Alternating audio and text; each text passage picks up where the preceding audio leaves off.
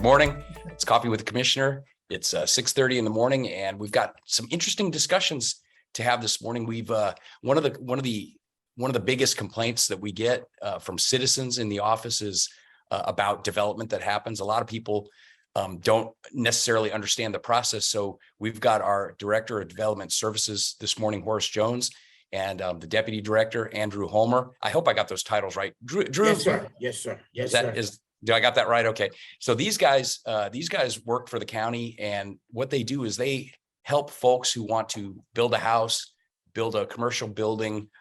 They help facilitate the process between the owners of properties and folks that want to buy the properties and develop them. And it's very complex. There was a lot of zoning issues that changed in 2015. And then we're going to talk all about that just a little bit later. But first, we do have our Public Safety Director, Eric Gilmore, is here this morning. We also have Wes Marino, our County Administrator, and we're going to have them give updates as they typically do. So Wes, we'll start with you. You've been out for a week on a vacation. Hope you had a good one. A lot going on this week. So what's happening in the county? Oh, there's all kinds of good things happening in the county. We came through the budget workshops, as you're well aware. I think Declan in our budget office has done a fantastic job with our budget this year. He was short-staffed for a good part of the year, but he's fully ramped up and he's doing a good job. He's working hard, helped us work through a good situation with the sheriff, and the sheriff has been very good to work with. I appreciate Chip Simmons so much. And speaking of Chip, today, there's been a lot of talk about homelessness. Yes. Homelessness. You hear a lot about that. Well, about a month ago, I met with Chip and State Representative Salzman. And they made a request. They said, listen, we need a tool in our toolbox. We don't have a way to look at a glance and see what facilities are available, how many beds are available, what type of facility it is. So we need a tool. And what they asked us to do was create a dashboard. And so I said, sure, we can do that. I knew Eric had already had some dashboards going. I knew we had the backbone for it. So I got with Bart and Dave Myers, and they put it together. So we've got a dashboard. Now our next step is to work with the agencies and the facilities and the shelters to populate the data for their shelter. And so this afternoon at 2 o'clock, we're going to meet again with Sheriff Simmons, State Representative Salzman, and hopefully a good portion of representatives from these various shelters and agencies and facilities to explain to them the importance of populating this dashboard. If they will participate and comes together very well, it will be a very valuable tool, not only for law enforcement, but for the public in general, and even for the homeless population. People will be able to pull it up on a smartphone and say, hey, this facility has this many beds open, and it's this type of facility. So it's going to be a good tool, and I know Chip and Michelle are very excited about it. And so we're going to meet this afternoon and continue that initiative.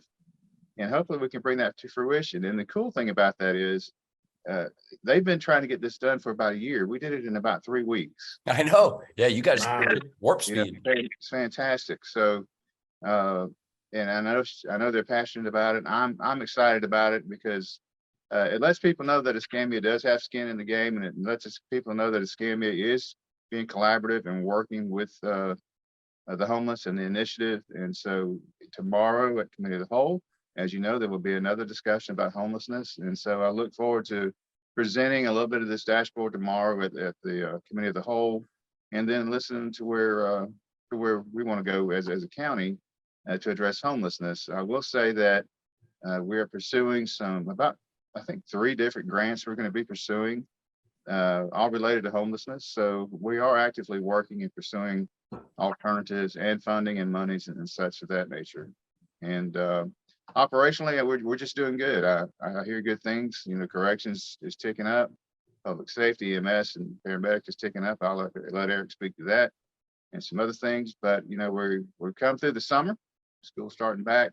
We had a great summer on the beach. We got a lot of work accomplished out on the beach. All the pavilions, the beach ball, and the hot ride, and that beach access lane. Just so many things that have been accomplished out on the beach. And we've had record numbers of cars coming through the toll booth, over 23,000, almost 23,500.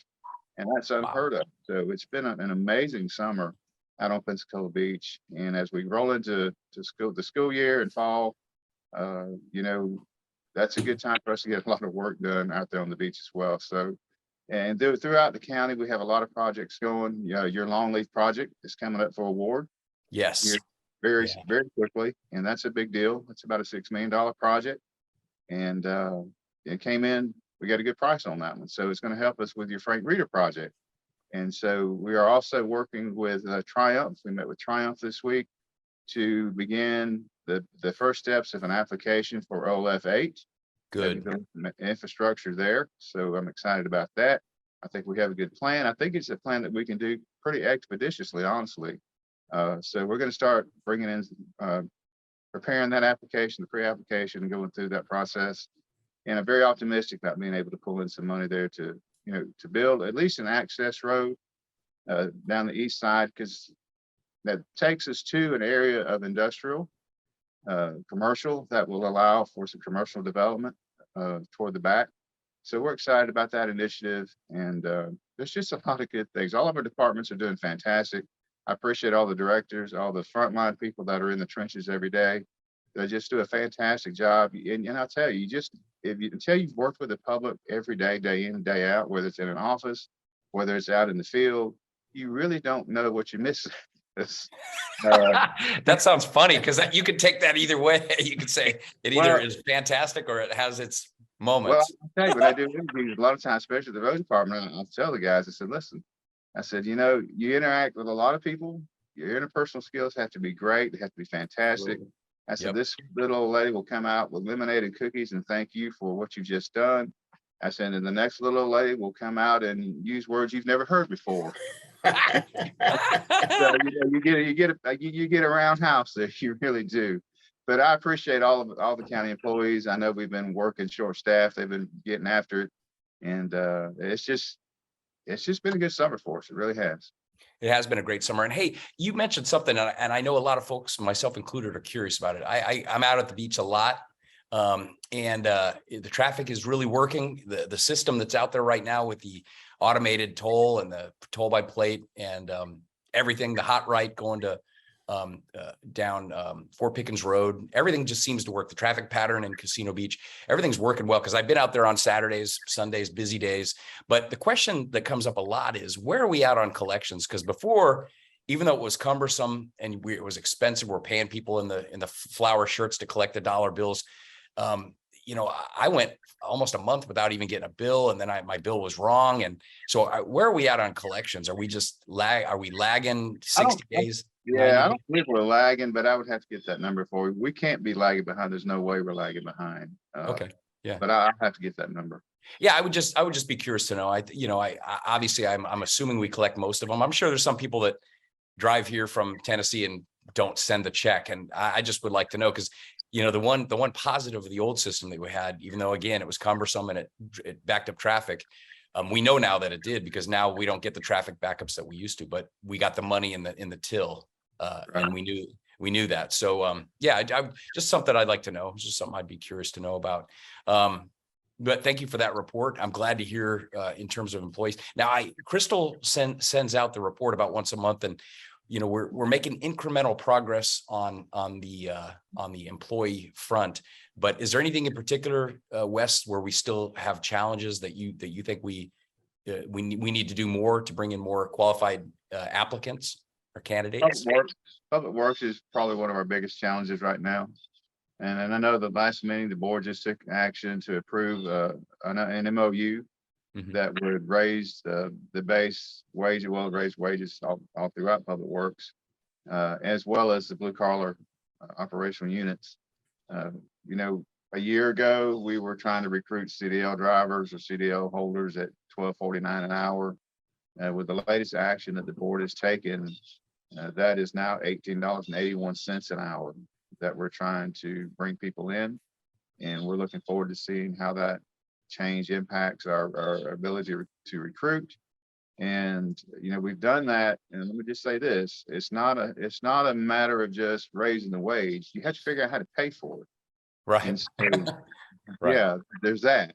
So what we've done is reallocated personnel funding for about 8 to 10 positions to be able to pay for that wage increase. Because the theory is, if we can fill, maybe we can't fill all 50 something positions, but maybe we can fill 30 something positions. And that's a good thing for us. And so Yeah. that's kind of the strategy that we're taking there in Public Works. And also another strategy that we're looking at and implementing, something that we've not done in my time here with Escambia County, is we've contracted out our holding pond mowing, Yes. and we're continuing to work in that direction. And so we got 300 ponds for $198,000. That's 4 cuts a year, repair any fence and pick up any debris or trash around the ponds. I thought that was a fantastic price for us to be able to get that service. And so we've taken our other 350 or 70 ponds and going to put those out in a little bit smaller lots to see if we can reel in some smaller vendors and give them an opportunity to get some business.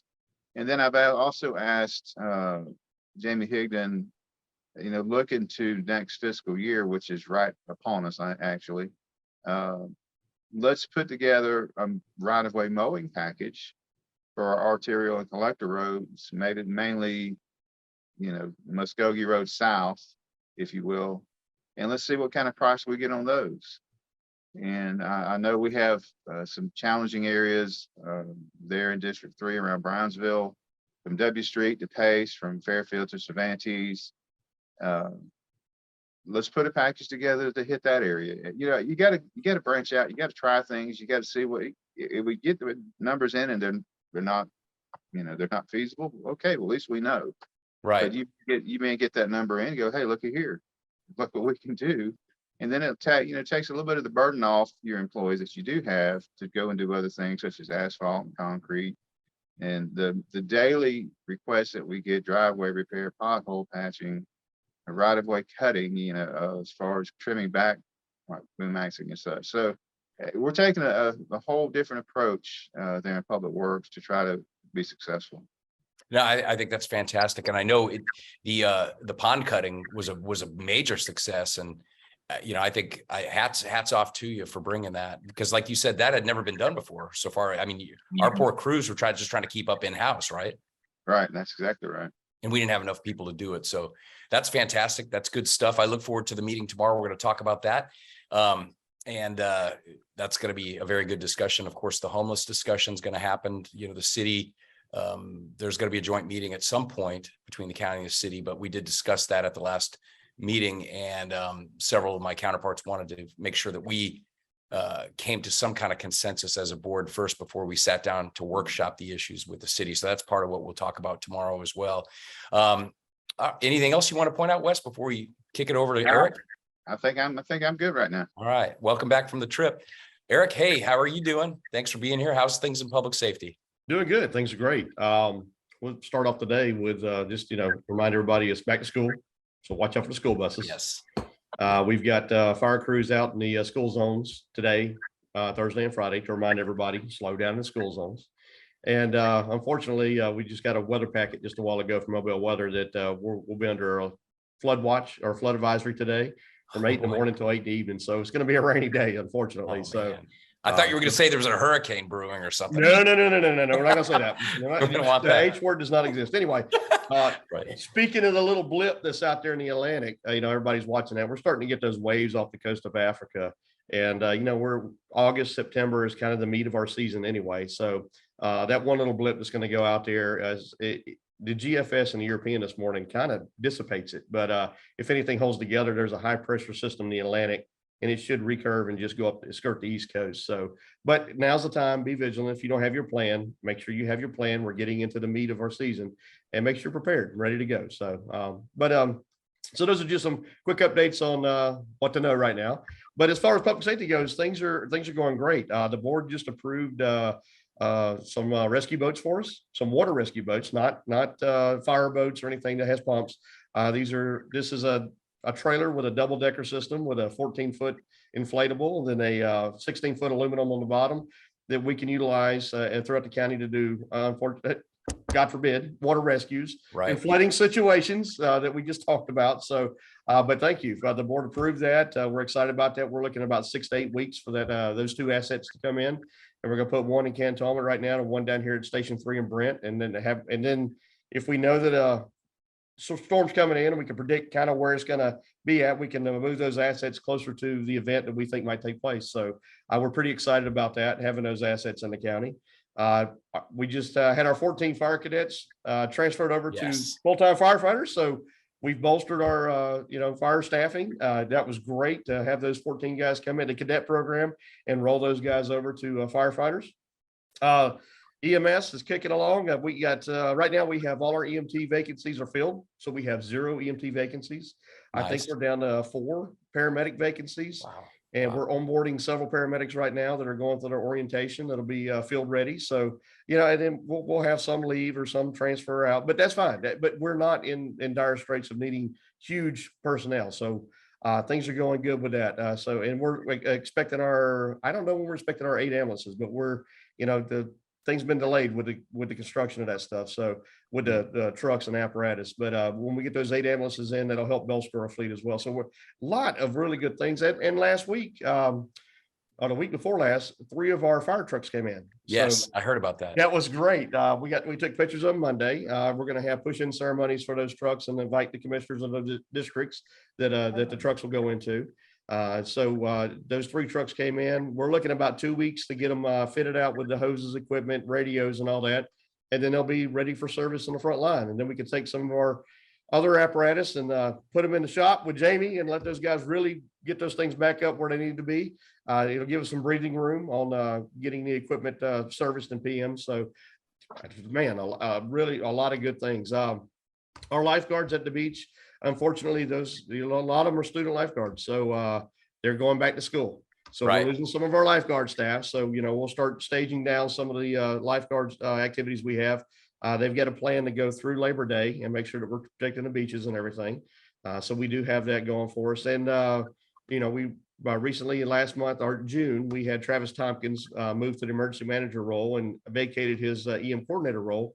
And we've hired our new EM coordinator, Scotland Williams. And she's a meteorologist from Mississippi State. So we have an in-house meteorologist. So like I said, we are really kicking along. Things are going great. Appreciate the support of the board. We have a lot of really good men and women here in public safety making it happen day in and day out. And I really Absolutely. appreciate the support. I mean, without the support and without you guys understanding and helping us out and helping us see the vision and helping us get to that goal, man, this has been, people ask me, well, how's the job going? When I took public safety director, I go, it's going good.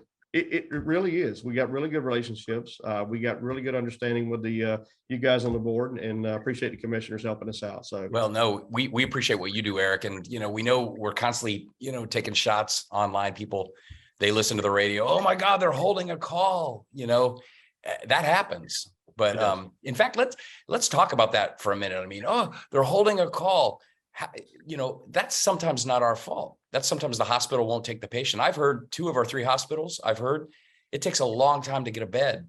And isn't it true that our guys can't release until they take custody of the patient? What don't we have to sit for a long time in some of these hospitals after we get them there? it does happen from time to time.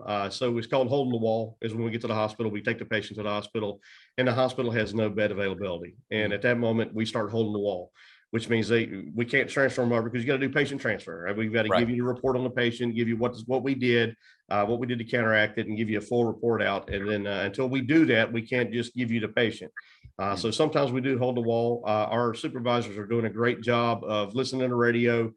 I think this past weekend we had 3 units holding the wall at one of the facilities. So the supervisor went over there and said, what's going on? What can we do to help? And we've had at times supervisors go in there and help clean rooms to get the rooms ready so we can get the patients off the truck and go catch the next call. So it's a culmination of things. It's, Right. we might be holding the wall in a hospital. They get really busy as well. It could be that we have a lot of alpha level calls coming in that as I said, we prioritize. We try to take care of those high acuity calls immediately, those Delta level calls, Echo level calls, and send a resource out there. But you get a lot of back pains, a lot of headaches, and we get those. And so Right. that call will go on the back burner. So when we say holding calls, those are some of the type of calls we're holding. We're holding the lower acuity calls. And They're not sometimes the patient- not the life threatening stuff like No, my back hurts. No, we get a unit to the life threatening immediately. And those, and sometimes those patients decide, I've been sitting here 45 minutes. They decide then, well, I'm gonna go to the hospital myself. Well, if I had a headache for 2 days and, I wouldn't call an ambulance for it, I would take myself to my doctor or primary care. And we had an interesting, just some of the things we're seeing. We had a guy last week. He was out on the side of the road holding a sign says, "Help, I'm sick. Please call 911." So it was a homeless guy. And so somebody called 911. We sent a resource out there. The crews found out that he really didn't need anything. He just needed some money and food, and that's all he really wanted. But he was holding a sign. As a matter of fact, the crew confiscated the sign. I have it here in the building where he was holding a sign on the side of the road. It still had the barcode where he just bought the paper to write his message on the board. So, Unbelievable. those type things we see, we've got situations where we roll out there and they say, I'm having difficulty breathing. So we get there and they're sitting on their front porch and, the little old lady or the guy's got their purse in their lap and they're ready to go. And they say, I want to go to this hospital because my doctor's there and I need to go see my doctor. So we're just being a taxi service type thing. So, it's a culmination of all that puts a burden on the system. We're hoping with our telemedicine that we're working on that we put some people out there in the field in the SUV. They go up to the patient with an iPad and say, what you got today? You've got a headache. Well, here, I'm going to get you a doc online and let you talk to the doc online and see if we can get you worked out virtually versus sending a ambulance out here, putting you in the box and physically moving you where I need that box to be able to go to the people who need transporting. So we're hoping to get that up going pretty soon. We're in the final phases of trying to get that nailed down and what we're doing. Like I said, a lot of exciting things and hopefully that will unburden the system for us. And that way we can be available for the true 911 calls that need transport and need that ambulance there and that resource. No, absolutely. And yeah, we take a lot of criticism for that, but I have confidence in your guys and the triage that the operators do. And I love the idea of the telemedicine and maybe the alpha level calls when they really stack up. Many of these could probably be resolved. I've also heard, and this is a firsthand account, that folks sit in the emergency room waiting room and they can't get a loved one a room. And they wait hours and hours and hours. They turn around, go home, and will call for an ambulance because they know if the ambulance gets there, they feel like they'll be prioritized, but that could be leading to the holding the wall phenomenon. So people play games. Like you said, they want to go to this hospital. I've heard the story about them going to Sacred Heart and then walking across the street to the mall because they needed a ride to the mall. True story. So we just have to, you guys got to keep doing what you're doing and you got to get the, and we'll keep doing what we're doing and we'll catch those calls. But thank you. That it's a myth. The myth is that the thought is that if I call an ambulance, I'm going to the hospital and I'm getting priority and I'm going to the back. That is a myth. The hospital is going to re-triage you once you get there. And if you need a bed or immediate attention, they'll take you in the back. But if you don't, and you're one of those alpha level calls that we've come to for a headache or back pain, they're probably going to put you back in the waiting room and you're going to get in a queue with everybody else. So what the thought is, if I call an ambulance, I'm going to the back immediately and I'm going to be seen earlier and quicker than anybody else. That is not the case. They prioritize the level of acuity that you are. They prioritize who goes back first and who doesn't. So it's not immediate free pass to the back. Right. So. And when they do that, they're tying up an important resource from the county. So the guy who's actually having a heart attack, we're going to get to him, but so things like that are happening. And we never, when we're getting attacked online, I don't think people they never tell the whole story about some of the reasons why these calls are holding. So, but I appreciate the great work. That's fantastic news. EMTs are full. 4 paramedic openings, but you said you got several onboarding. What about the fire service? Now with that 14 cadets transitioning in, are we fully staffed with our fire service now? We're not fully staffed. We did have some people retire here recently. So we've got a couple of vacancies. I think we've got around 6 officer vacancies for the lieutenant ranks, or six or 7, which will include the beach that we're trying to fill the beach vacancies out there with the captains that are going in play. And then I think we have a couple of, and then once we get those firefighters transition to lieutenants, then we'll have those firefighter vacancies. So it's a stepping process, but I think it did fill a hole really good for us, those 14 right out the gate. But I think we have anywhere from 8 to 9 more vacancies coming up in firefight in the fire ranks. But we're looking at doing the hiring again. The increase helped out. We did have some people come back to us that left for pay for other areas. And, you talk to them and they go, I went somewhere else for more pay. But, Escambia County really is a brotherhood. We do have a really close group of firefighters. And you talk about when they're here and they work in this system, they really, it's like a family. And then they go somewhere else and they're an outsider. So, we do have that going for us. The groups that is here, they're really tight knit. They're a really good family. It is a brotherhood, and they do kind of watch each other's back and take care of each other. So we will have some more fire vacancies once we transition some firefighters to officers. But we'll do the cadet program again. We'll run another round on that, working with Georgetown. We're hoping to get our training facility get going here. We've got some funds identified. Get our training facility going. That way we could do our own program here and not worry about Georgetown or anybody else on their timetable. We could do our own timetable, kick our cadets out there to our training facility, run through the fire standards and get them certified and get them on the truck pretty quick. On that topic of training, I've always been a huge fan of the fire service, the folks that do the firefighting, but in particular the volunteers, because they, like you as a volunteer for all the years you've done it, they give back to the community. It saves taxpayers a lot of money, and they're fully certified, as long as they have all the appropriate credentials. But I was recently contacted by happenstance by a gentleman who is a volunteer, but he said he hasn't got his stipend 2 months in a row because he can't get his CPR training because they only offer it during the day when he works a job. That's how I ran into him. I saw him at work, and he pulled me aside and said, "Can you help with that?" And is there some reason why we can't offer an after hours for the volunteers who work day jobs and can't get to a daytime CPR class so they get their stipend? Yeah, no, we do that. Just had that individual contact me. We do that. The north end, it's hard for those guys to come all the way from the north end down here and get it done. So we have instructors in the north end that do it after hours all day long, all the time, and they'll do a class and catch the north end. So we do have that after hours. They also have it where you can do your lecture or your classroom work online, and then schedule with Michelle Stanhope and come in and do your hands-on with the mannequin and everything after hours as well. So we I'll make sure to pass that along, and I'll probably give him your number. Just, I think he's maybe a little bit intimidated, didn't want to rock the boat, but he mentioned it to me, and so I'll mention it to you. No, there's a way to do that, and we accommodate the volunteers. And then recently we just had 3 or 4 volunteers get their standards and become certified firefighters. So it's a long process for a volunteer. It really is. And congratulations to them for sticking it out and going through the class and getting their 200+ hours to be fully certified. So it's a lot of work. No, it is. So keep up the great work, Eric. You got a tough job, and really appreciate everything you're doing for public safety. And final question before I kick it over to Horace and Drew. And Horace and Drew, thanks for your patience. How about our collections on our EMS? How's our EMS? I should be asking Stefan this, and every time we talk, I do ask him, but how's Tamika doing? How are we doing on our collections for our EMS? Our collections are doing good. So the billing process, so the report yesterday that I generated for you guys, we're only 2 days behind on billing. And we're always going to be 1 day at least behind because they're billing yesterday's today. So, but we're only 2 days behind. The guys the crew over there is phenomenal.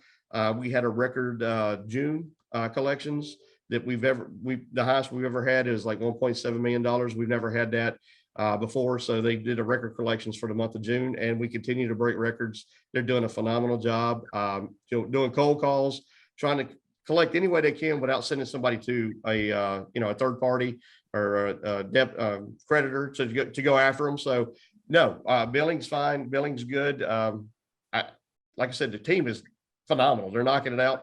The image trend software that we purchased, that the county purchased, has been phenomenal in helping us out and keeping us streamlined and getting that done and getting information from the field to the billing department pretty quick. Okay. And the final thing on that is I've been contacted by a couple of attorneys. Apparently there's this new cottage industry where these attorneys, these law firms specialize in collecting very, very quickly on auto insurance for auto accidents in particular. Are you familiar with that? Because my understanding, several municipalities and counties have cashed in a big way with this $10,000 no fault. And these guys work on behalf of the ambulance services for the city or the county, whatever the case might be. Are you familiar with that? Because they've called me and I'm like, it sounded skeptical. Have you heard of that? Yes, I have. And we did talk to one of those companies just to see what they offered. And when they do that, they tell you just a piece of what they want to do. They want to help you out and collect those auto insurance claims and everything. Yeah. But they don't tell you on the back end that they want to actually take over your whole system and come in here and do all your billing process. When I've already got a billing department established, is keeping up with billing stuff. So it's they want to do all of it inclusively and but sell you on the one piece that they could give you that one carrot that says we could do this for you and get this for you. So we did talk to one, and it started out that way, and it wound up being this whole, well, we could do all of it for you and bring you in, and then you're going to pay us. So we looked at it and broke down what they charge for their manpower, and they wanted us to use their software, and we just purchased this software package. So it was going to cost us more money on the front end to do a complete transition to get that little bit of carrot that they offer up with the insurance. So there's always more to the story, man. Yeah. Always more to the story. I'm glad you explored it and looked at it, and I appreciate you telling me about that. Yeah, that's good. That's good to know. So when they call me again, I'll know that. Thank you, Eric. Well, guys, Horace, Drew, you're here, and appreciate y'all being here this morning. Sir. In speaking with Debbie, most of the calls we get are focused on the development. A lot of folks are angry because the county's growing, the country's growing. People got to live somewhere. A lot of the development, because of the southern half of the county being built out, for the most part, is happening in District 1 and District 5. So, I wanted to bring you guys aboard so we could talk a little bit about the whole process, about how these things happen.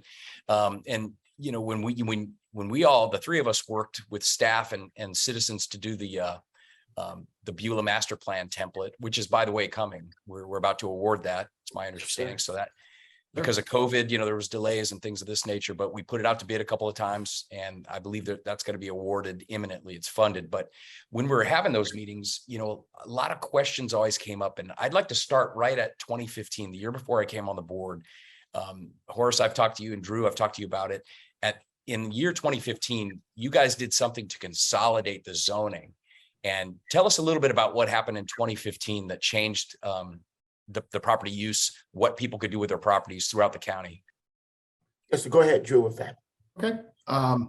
So we actually have two layers, two separate maps, if you will, concerning land use. We have a comprehensive plan, which contains a future land use map. Future land use categories are very broad. They're aspirational.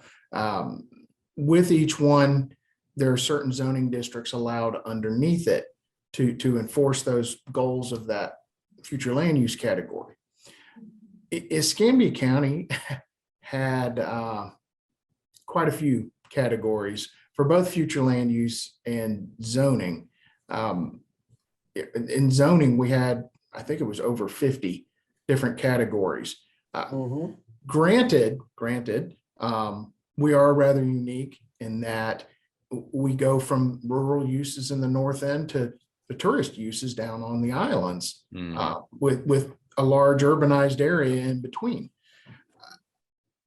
And as part of a update we were doing with the state, by 2015, the board adopted a new land development code, which condensed down our zoning districts.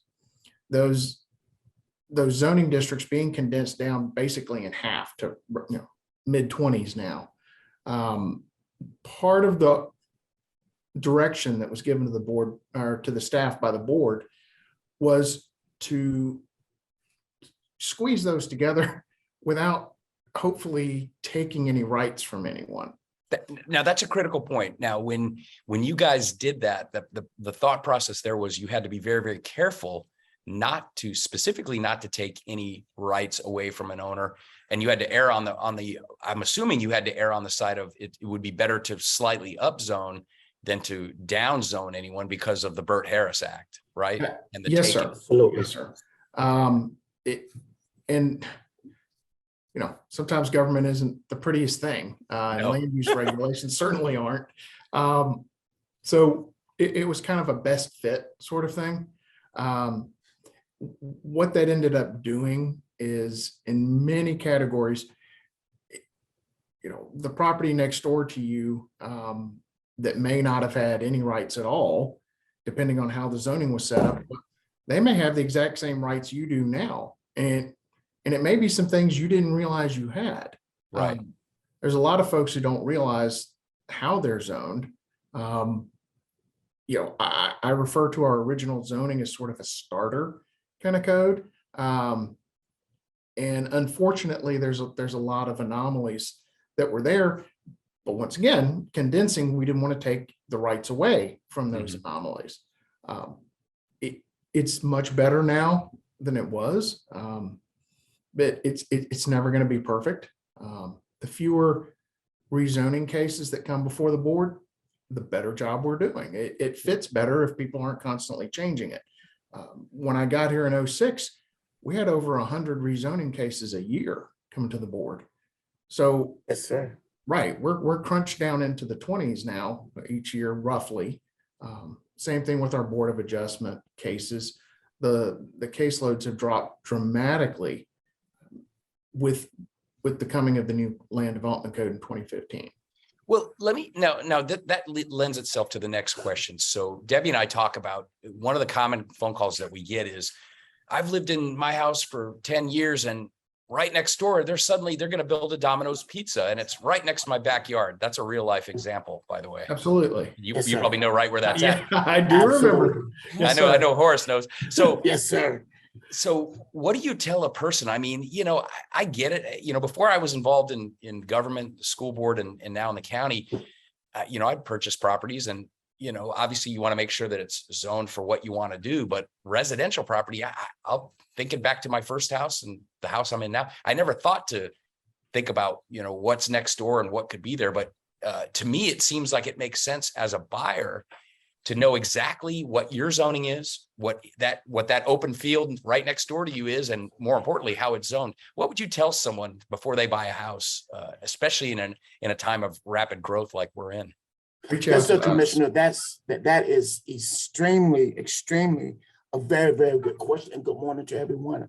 Good morning. It's very, very important that I've been doing this over 20 years. I started as a Flint County planner, and I enjoy my service, especially with Drew being the deputy director. A good team, and we got a good board. I understand the zoning.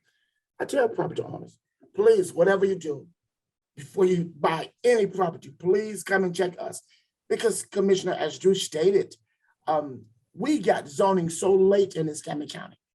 Back in 1989, 1990, we got zoning very, very late. And many of the things that are in place, they were already built or they was already in place. So because we got zoning so late, the state rather, ODCA, they sort of told us, if you all don't do this, there will be some severe repercussions. So we had to go, the county had to go before my time, had to go and do some things. But as you stated, in 2015, we got a better land development code, a better list of zonings, and we eliminate many inconsistencies. That was very, very critical, because if we had consistency, that could have jeopardized many of the funds that we are receiving now, state funds, state grants. They Right. look at our comprehensive plan. So I tell citizens, please contact us. Don't buy it, because what you think you may know, honestly speaking, you may not know. So please contact us, call us. We got zoning information hotline. We got Front County planners coming to see us, and we will explain to you exactly what you can do, what your zoning, because just because you see a commercial or you see residential all around you, honestly speaking, that may not be residential right next to you. So check with us before you buy any property. Property is one of the biggest investment anybody can make. So Absolutely. please, we want you, we want to help. Well, and I think it alleviates a lot of problems on the front end. If you're going to buy your forever home and it's right next to an open field that eventually will be a strip mall, I Yes, mean, you sir. might make a different choice, right? I Yes, mean, I sir. know I Yes, would. sir. I mean, but it's kind of Yes, sir. tough. It's kind of tough if you buy it and the guy that buys the property next door to you, his whole lifelong dream is to build a strip mall and make an investment property. That's where I think we run into problems. And as commissioners, we get pulled right into the middle. Yes, It's sir. under this zoning scenario, this house is perfectly legal. But this gentleman over here who bought this property next door, it's perfectly legal for him to build the Domino's Pizza and a Yeah. strip mall. And It is, so, Commissioner. and so it becomes a, well, I was here first type battle. And then you guys, I know, get dragged into it. We get dragged into it. But the bottom line is, we try to do the best we can. We've got the zoning that's out there. We've got, a mechanism that folks can ask to have their zoning changed. So let's kind of segue into that. If someone wants to have zoning changed, I know we had one at our last meeting, and the first step in the process is they come to see you guys and then they go to the planning board. Let's talk a little bit about that. How do you take a piece of property and you want maybe some greater density?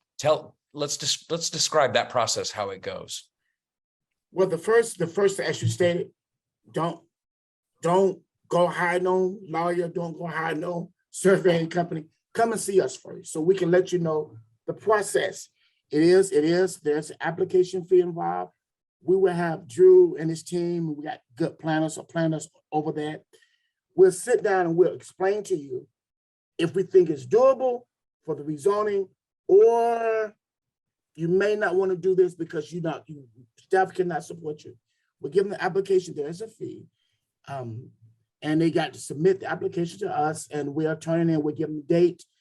They got to address all the criteria. Rezoning is it's a quasi judicial process. What that means that it's governed by a certain set of rules through case law, state laws, and court cases. So those rules has to be followed. Once we get the packet, it's about a 3 to 6 month process. It got to go before the planning board. That is a public meeting where we will send postcards out, different radius requirements. We'll send a postcard out to the neighbors, so they can be aware of this rezoning public hearing case. They come before the planning board. And the planning board will hear them because they got you. That's state law. They will hear their objections, their likes, their dislikes. But it's very, very important. It's critical. It's very, very important that once you receive that postcard, that you call us, we can give you a list of the things, all the information is public record. So you can be prepared on how to address your question, how to address your comments per the criteria with the planning board. That's absolutely essential. Drew, please chime in. That's so critical because just because you're saying, well, honestly speaking, because I just don't like it, Right. I just don't want it there. Commissioner, honestly speaking, that is not sufficient. Right. If the planning board do make its decision based upon the number of people that shows up, and because the citizens just don't like it, there could be some repercussions Sure. behind that because it's very, very quasi judicial. So once the planning board make a recommendation, the planning board makes a recommendation only, then it proceeds to the next level, which is the Board of County Commissioners, the governing body. They have to make the final decision. It's very, very important that if you do not speak at the planning board, you cannot come to the BCC and talk. That's a great point. So I'm a resident near this property that's going to be redistricted. I get the postcard.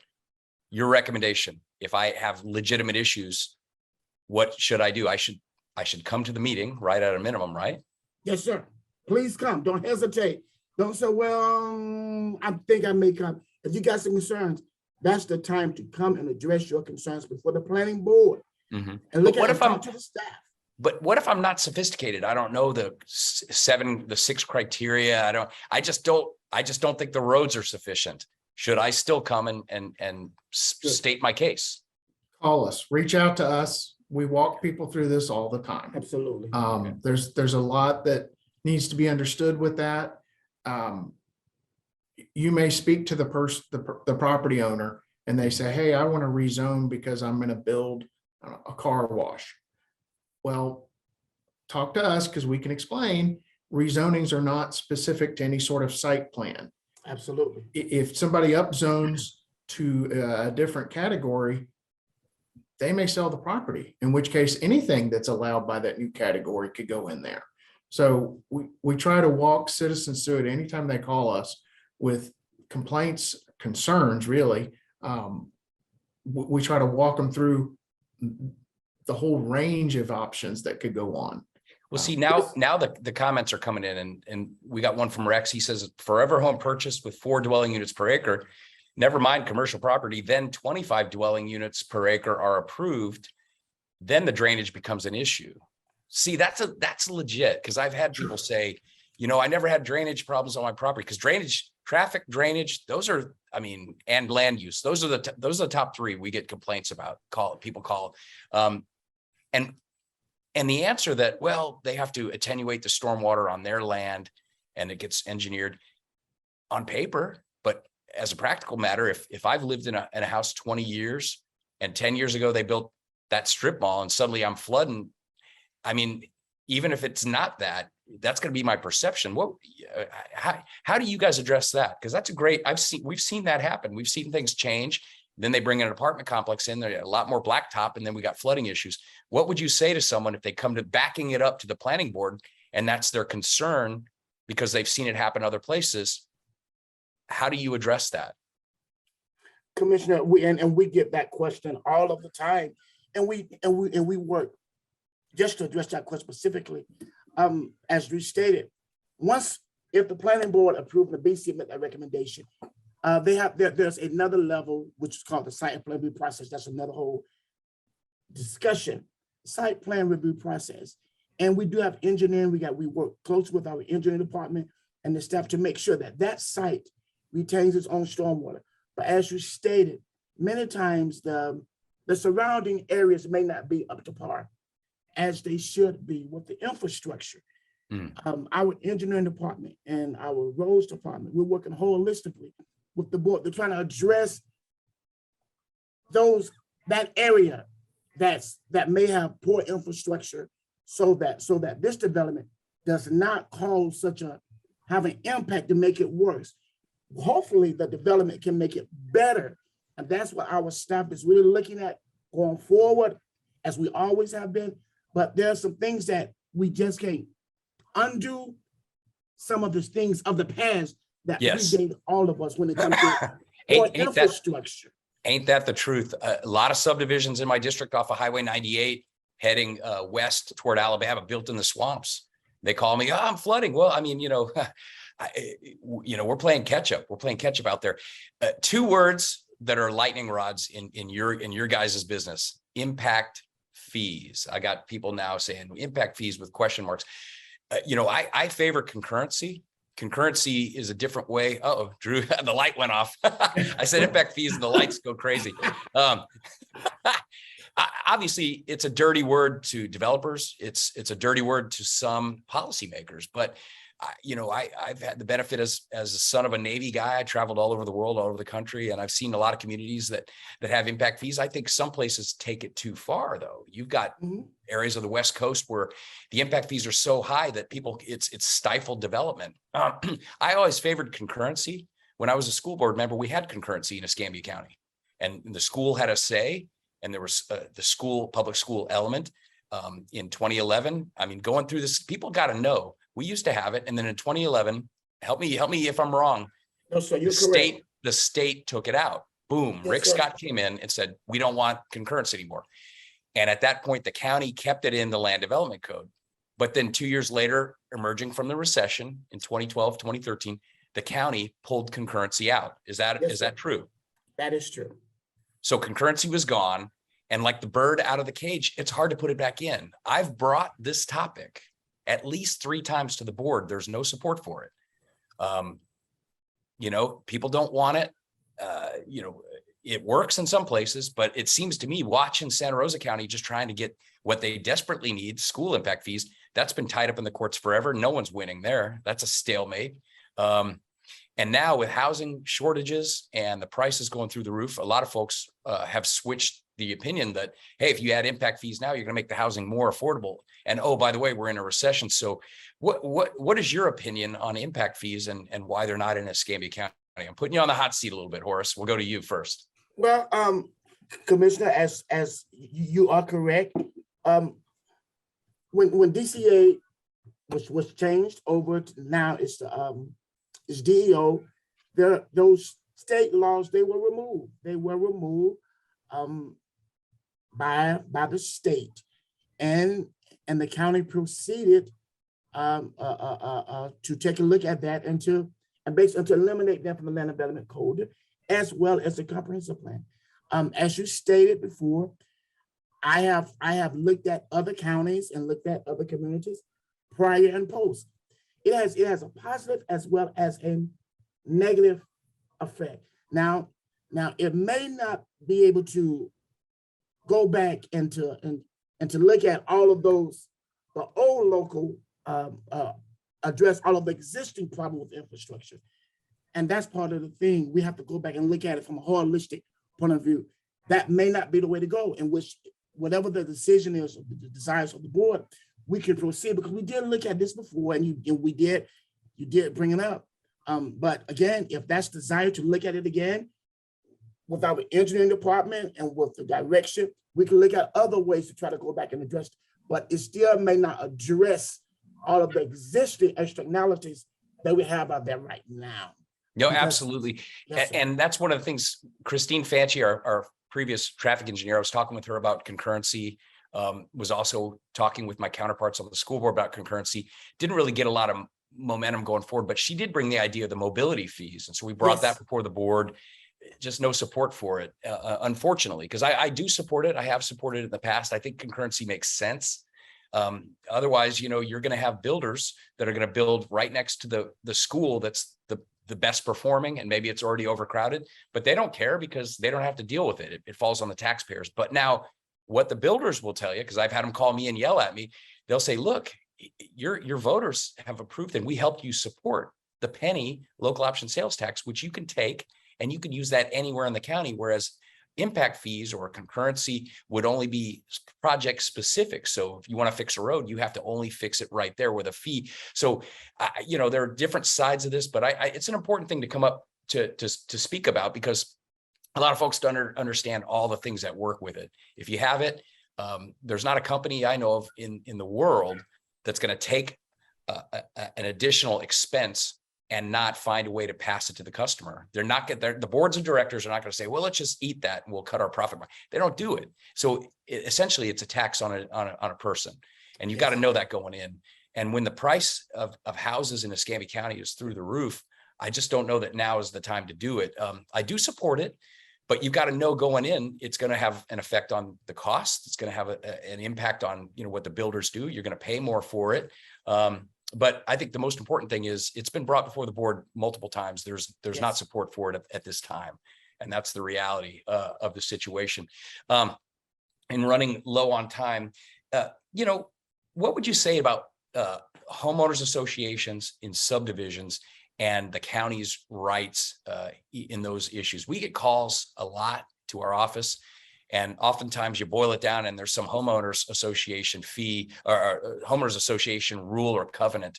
Do you guys get dragged into that very often? Yes, we do, Commissioner. Unfortunately, whether it's unfortunately or just let me put it, our land development code says this, that those homeowner association, those restrictions that we as the county, from the land development code perspective, rules that we cannot enforce those agreements, those private homeowner associations.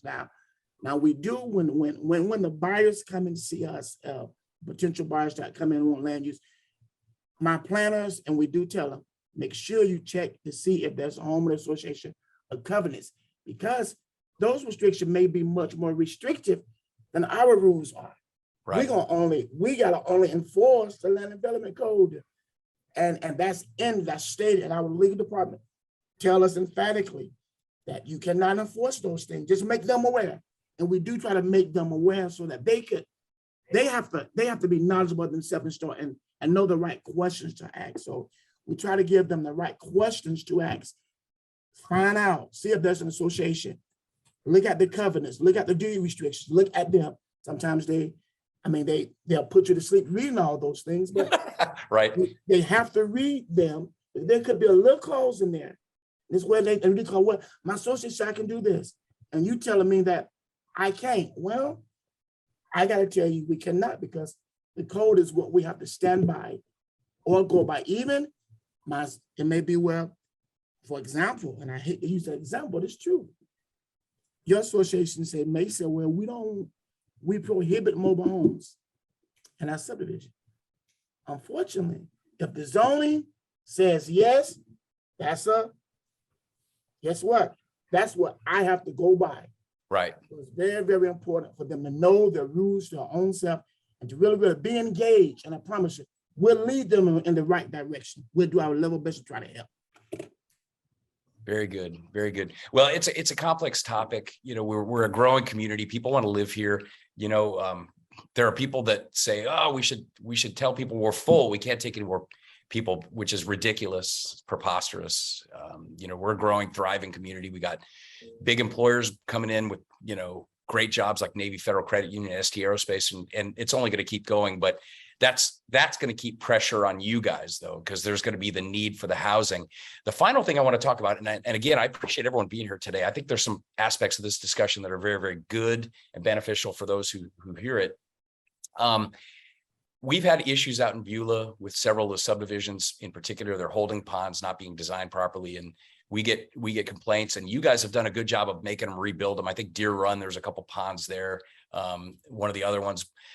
A question that I've got, and this is probably going to overlap with the engineering department, but if something's engineered and you guys base your decision and the planning board bases the decision to allow, say, a subdivision based upon the ponds being engineered a certain way, and on paper it all adds up, but out in the field it's not built as it's designed and it fails.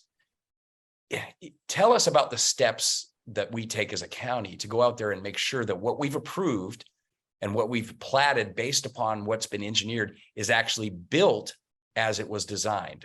Who owns that process? Is that you guys, Horace, or is that the engineering? Or do we have people out there making sure that what is designed is actually what's constructed in the field? Do you want to take that? Sure, I'll take that. So as part of our site plan review process, we follow these projects beginning to end. Generally, when you're hearing complaints, it's during the construction phase. That's when the red clay is running off the silt Yes, sir. fences, Yes, stuff sir. like that. Yes. And as Eric said, I'm sure today our phones are going to be ringing off the hook. Yeah. It's a messy process. And once a pond is done and it's functioning, we generally aren't hearing a lot from that. It's during the construction phase. We have site inspectors who will go out Absolutely. and with the plans and sit down with the construction folks and say, here, you have to have this inlet here, this inlet there, this isn't the right size pipe. Make sure everything's being built to the design. If there's problems after that, quite often, you mentioned the red clay, you'll get run off into a pond. Right. That is now, you've got silt clogging up the sand chimney or some sort of drain system in there. And we'll have them go out there and scrape that thing clean and start over. Quite often, if you get these extreme events like today's going to give us, the construction, just the general nature of it, can overwhelm a system.